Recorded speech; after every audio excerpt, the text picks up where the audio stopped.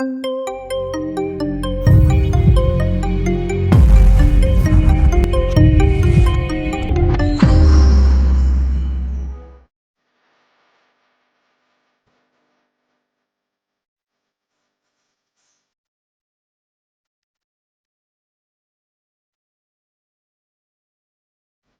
we're diving into the world of turbocharged performance with a quick and easy DIY tutorial.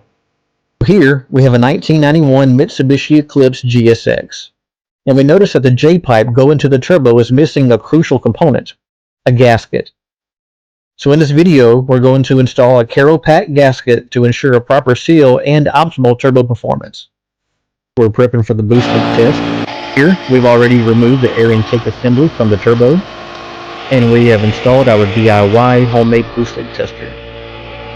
Now we're waiting for the air compressor to build up pressure, then we'll apply air to it and see if we can find a leak.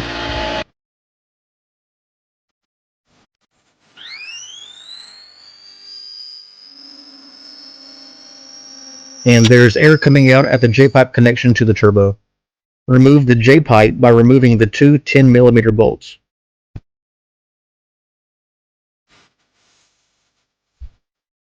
Make sure that both the J-pipe and the turbo flange are clean and free of any debris or residue. Now it's time to cut the gasket material. Now it's time to size it up, make our marks, and then cut it to size.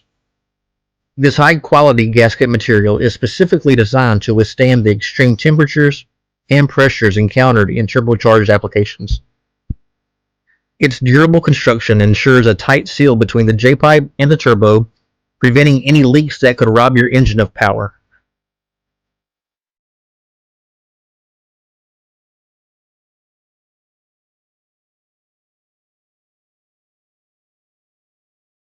Now it's time to put it in.